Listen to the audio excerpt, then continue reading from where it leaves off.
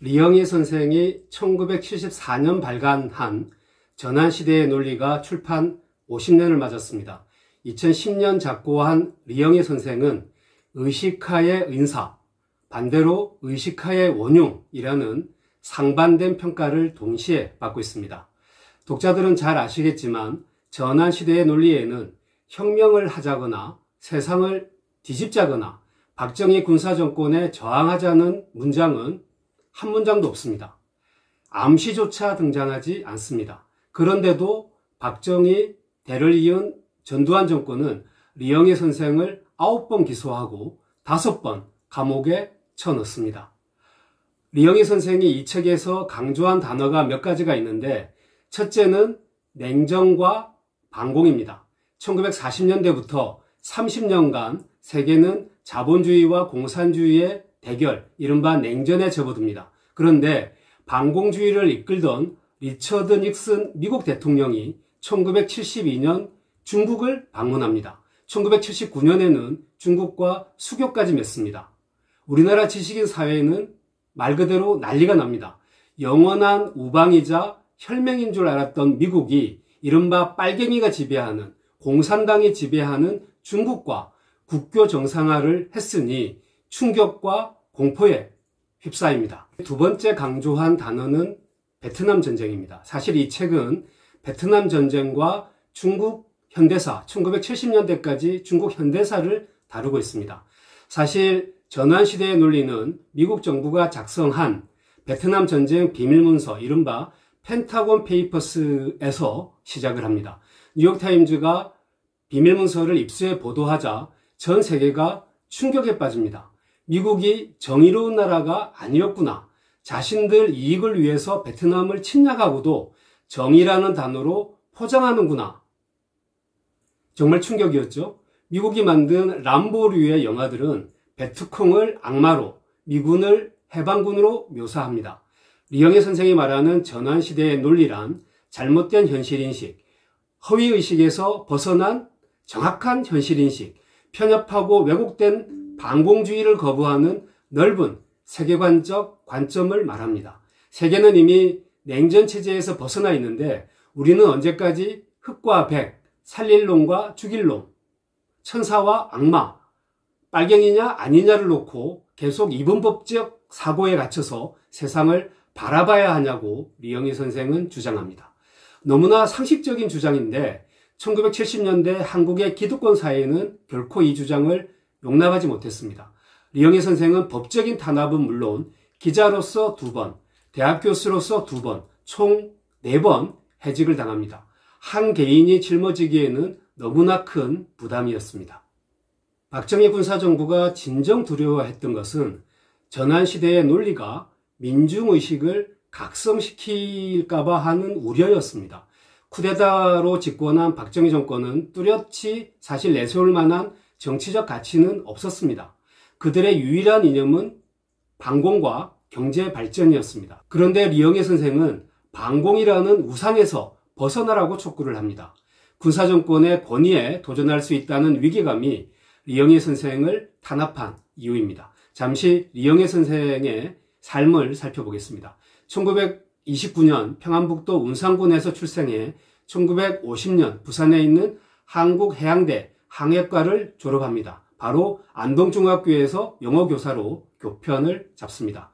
1950년 6월 한국전쟁이 터지자 리 선생은 1957년까지 유엔군 통역관으로 근무를 합니다. 그리고 1957년부터 1964년까지 합동통신 외신부에서 근무를 합니다. 1964년부터 1971년까지 조선일보와 합동통신 외신부장을 지내기도 하고 1972년 한양대 교수로 부임을 합니다. 문제는 전환시대의 논리가 출간된 1974년 6월입니다. 당시 군사정부는 1976년 한양대 교수직에서 리 교수를 해직을 합니다. 반공법을 위반했다는 혐의였습니다. 1979년 12.12 사태가 터지고 박정희가 사망을 합니다. 1980년 3월 리영희 선생은 한양대에 다시 복직을 했다가 전두환 정권에 의해서 바로 다시 해직이 됩니다. 1984년 다시 한양대 교수로 복직을 한 리영희 선생은 2006년 3월 전환시대의 논리 개정판이 출간이 됩니다. 그리고 2010년 타계합니다. 전환시대의 논리는 베트남 전쟁에서 시작을 합니다. 미국은 호치민이 이끌던 사회주의 국가 북베트남, 월맹이 남베트남을 침략했고 미국을 위시한 자유세계가 남베트남을 지키기 위해 참전한 전쟁이라고 선전합니다. 우리나라 지식인들도 그렇게 믿었습니다. 박정희 대통령은 미국 다음으로 많은 약 5만 명을 파병합니다. 영화 국제시장 주인공도 생명을 담보로 돈을 벌러 베트남 전쟁에 참전을 합니다. 그런데 베트남 전쟁 원인은 그렇게 단순하지가 않습니다. 프랑스는 1863년 베트남을 강제 점령을 해서 2차 대전 종전까지 약 100년을 거쳐서 베트남을 지배합니다. 베트남도 일제 식민 지배를 받던 우리 선조들처럼 독립운동을 전개합니다. 다시 말하면 베트남 전쟁의 원인은 1966년이 아니라 그 이전 약 100년을 돌아봐야 된다는 뜻입니다. 1차 세계대전이 끝날 무렵 베트남 지식인들 가슴속에도 독립과 해방에 대한 희망이 부풀어 오릅니다. 미국 윌슨 대통령이 1918년 민족 자결주의를 선포했기 때문입니다. 문제는 그 민족 자결주의가 서구, 특히 유럽의 하얗고라고 하는 발칸반도에만 국한됐을 뿐 아시아 약소국 국가에는 전혀 대상이 아니었다는 겁니다. 일제강점기 우리 선조들이 윌슨의 민족 자결주의 소식을 듣고 고취돼서 곧 독립이 될 것처럼 기대했던 바로 그 실망을 베트남 국민들도 경험하게 됩니다. 2차 대전이 일어나자 베트남을 지배했던 프랑스는 독일에 점령이 됩니다. 그 사이 일본이 베트남을 차지합니다. 호치민은 태평양 전쟁이 일어나자 베트남 독립동맹, 이른바 베트민을 결성합니다. 호치민의 무력투쟁은 일본 패망 전인 1945년 북베트남 6개 성을 차지할 만큼 성장합니다.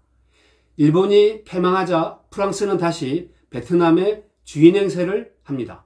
해방 전 조선에서 물러갔던 일본군이 전후 다시 조선으로 들어온 것이나 마찬가지입니다. 결국 베트남은 한국처럼 북베트남과 남베트남으로 분단이 됩니다. 식민모국 프랑스는 베트남 독립을 인정하는 것처럼 자꾸 속임수를 씁니다. 1946년 3월 베트남의 단계적 독립을 약속하고도 남부에는 괴뢰 정부를 수립합니다. 이때부터 프랑스와 베트남은 1954년 7월 역사적인 디엠비엠-푸 전투에서 프랑스군이 항복할 때까지 7년 반의 혈투를 벌입니다. 프랑스는 베트남의 무장 세력과 전쟁을 하는 사이 자신들의 식민 지배를 정당화하기 위해서 홍콩에 망명 중이던 바오다이 황제를 부릅니다. 그리고 자신들의 꼭두각시로 앉힙니다. 영국과 미국은 호치민의 북베트남 대신 바오다이 왕국을 1950년 독립국으로 승인합니다. 트루먼 당시 미국 대통령은 공산주의와의 대결을 선언하는 이른바 트루먼 독트린을 발표합니다. 일체의 식민지 해방투쟁은 무조건 공산주의 운동으로 간주를 합니다. 베트남의 반프랑스 무장투쟁도 전적으로 공산주의 대 자본주의의 전쟁으로 보게 됩니다. 미국은 이미 1948년 나토를 구성하면서 프랑스와 동맹관계를 맺게 됩니다. 프랑스가 베트남을 지배해도 또 폭격을 퍼부어도 반대가 아니라 오히려 동맹국으로서 지원을 합니다. 미국은 소련을 저지하려면 독일의 무장이 필요하다고 받고 프랑스를 회유하려면 베트남에서 프랑스 식민 전쟁을 돕지 않을 수 없었다고 판단을 합니다. 베트남의 운명이 자신들 손이 아니라 강대국들 손에 놀아난 것입니다. 아무튼 프랑스는 1954년 디엠비엠-푸 전투에서 대패하고 제네바 휴전협정을 체결합니다. 그런데 프랑스는 또 약속을 지키지 않아요. 1956년 7월 베트남의 통일과 독립을 위해 총선거를 치르기로 했는데 조약국인 프랑스가 모른 채 합니다. 미국 역시 남베트남과 북베트남의 통일을 원하지 않았습니다. 선거를 하면 북베트남 호치민 당선이 유력했기 때문입니다. 미국은 차라리 남베트남이 현상 유지를 하면서 중국과의 완충지대 역할을 하기를 바랬습니다. 미국은 무능력한 바오다이 황제 대신 고딘 디엠이라는 사람을 남베트남의 국가 원수에 앉힙니다. 어부지리로 권력을 잡게 된 디엠은 미국 뜻에 따라 철저한 반공 그리고 북베트남과의 대결을 국정 목표로 제시합니다. 디엠은 농민을 수탈하고 강제 수용소를 만들고 농민 토지를 몰수하다 1964년 군부 쿠데타에 의해서 살해되는 비극적인 운명을 맞게 됩니다. 결국 베트남 국민 입장에선 프랑스라는 고양이를 쫓아냈더니 미국이라는 사자가 들어와서 공산주의 대 자본주의의 대결장으로 베트남을 만들었다고 볼 수밖에 없었습니다. 1957년부터 남베트남은 심각한 내란 상태에 빠집니다. 디엠의 폭정에 못 이겨서 오늘날 베트공이라고 불리는 민족해방 전선이 탄생을 합니다. 1964년 8월 2일 미국 존슨 대통령은 대국민 담화를 발표합니다. 북베트남이 tonkin만을 순찰 중이던 미국 구축함을 공격했다.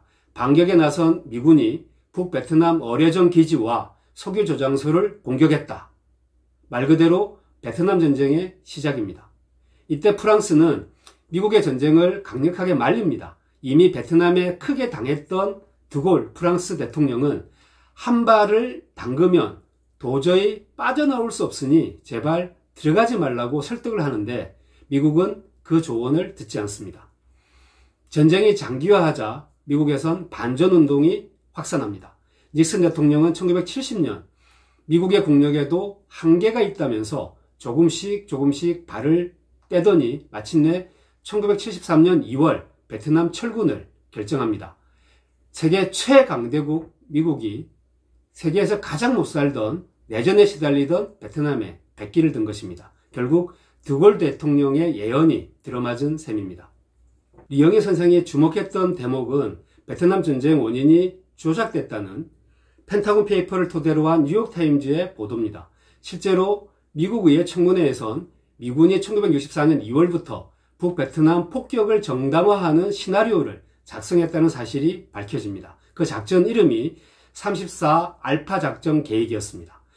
북베트남을 정찰하고 특수요원을 투하하고 정보 수집을 위해 북베트남인들을 납치하고 북베트남 중요시설을 파괴하고 소형 고속정으로 연안을 포격하면서 북베트남을 자극한다는 시나리오가 바로 3.4 알파 작전 계획에 담겨 있습니다. 북베트남이 tonkin만으로 미국 구축함이 접근하자 대규모 공격용 상륙작전이라고 오판하는 이유를 미군이 제공한 것입니다. 북베트남이 미군에 실제로 어뢰 공격을 했느냐도 사실 의문입니다. 미군 현장 지휘관은 당시 북베트남이 어뢰를 발사했는지 의심스럽다는 전문을 하와이 통합사령부에 보냈는데 무시됩니다. 무엇보다 미국 국방성은 전쟁이 발생하기 3개월 전부터 전쟁 시나리오를 작성했다는 사실이 훗날 드러납니다. 영애 선생은 정부와 군부의 독선과 비밀주의가 어떤 결과를 초래하는지 베트남 전쟁이 잘 보여준다고 평가를 합니다. 무력밖에 모르는 군인들이 정책에 도전할 때 국가는 그 이성을 상실하게 마련이다.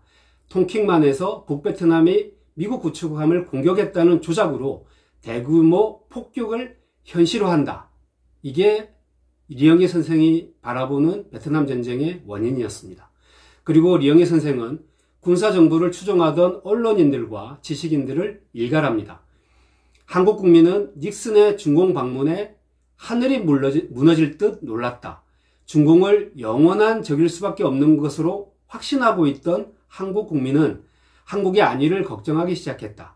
우리 언론과 지식인은 반공 이외의 가치나 진실을 그동안 말하지 않았었다. 사회가 오도된 정세 판단을 하고 있을 때 그것을 깨우쳐야 하는 것은 언론과 지식인의 최고의 책무이자 의무다.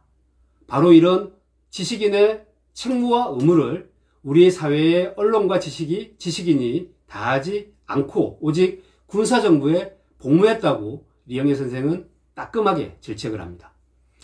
철저한 반공교육을 받았던 당시의 대다수 젊은이들에게 베트남 전쟁의 실체 그리고 중국의 사회주의에 관한 리영애 선생의 새로운 시각은 충격적일 수밖에 없었습니다. 당대의 많은 청년들이 세상에는 선과 악 그리고 우리는 선의편에 서 있다는 이분법적 사고방식을 강요받고 있던 시대에 비판적 사고가 얼마나 중요한 것인가를 깨닫게 만든 책이 바로 전환시대의 논리였다고 회고를 합니다. 전환시대의 논리에서 논란이 되는 대목이 있습니다. 바로 중국의 근대사를 기술한 대목입니다. 리영애 선생은 현대 중국의 동양에 관한 5편의 논문을 이 책의 2부에서 다루고 있는데, 보수 진영에선 리영애가 남긴 가장 큰 유산은 중국 공산당과 중국 현대사에 대한 왜곡이다. 한국인들의 뇌리에 잘못된 중국 환상을 심었다. 마오쩌둥의 문화 대혁명을 칭송했다. 사유의 깊이, 논증의 체계, 자료의 신빙성 등 모든 면에서 낙제점을 명키 어렵다고 혹평을 합니다. 리영애 선생은 2006년 기자협회와의 인터뷰에서 이러한 비판에 대해서 답변을 합니다. 리영애 선생은 그러한 비판이 부분적으로 옳은 지적이다. 34년이 지난 이제는 자료가 다 밝혀졌지만 당신은 지금처럼 갖춰진 자료를 쓸 수가 없었다. 그러나 나는 문화 대혁명 자체가 옳고 그르다고 따진 게 아니다. 모택동이 문화 대혁명이라는 형식으로 새로운 사회의 가치를 추구했다는 것을 알리고자 했던 것이다. 물질적 자본주의적 생활 양식 대신 집단적 공동이익을 추구하는 가치관을 소개했던 거다. 문화의 대혁명 때 벌어진 문화유산을 부수는 등 반문화적인 행동들이 옳다는 게 아니었다고 설명을 합니다. 리영애 선생은 2010년 타계 전 거의 마지막 방송 출연으로 MBC 라디오 손석희의 시선집중에 출연합니다. 그때 이런 말을 합니다. 내 책이 안 팔려서 인쇄가 안 들어왔으면 좋겠다. 전반적으로 의식 수준이 올라왔으면 내 책이 절판될 것이다. 리영애 선생이 말하는 지식인은 지성인과는 좀 달랐습니다. 그는 요새는 기술적인 지식인, 전업적인 지식인이 많은 사회다. 사회 공동체에 대한 관심 없이 고도의 직업적 지식으로 사는 사람을 지식인이라고 할 수 없다. 개별적으로 살면서도 공동체의 생존과 운명까지 자기의 것으로 생각하면서 판단해야 진정한 지식인이라고 합니다. 전환시대의 논리는 출판 50년이 된 올해까지 가장 논쟁적인 책입니다. 그만큼 1970년대부터 90년대까지 끼친 사상적 영향도 컸다는 반증입니다. 보수 진영에선 바로 이 책 때문에 운동권이 탄생했다는 또 탓을 하기도 합니다. 여러분들 생각은 어떠십니까? 생각의 상자 피처였습니다.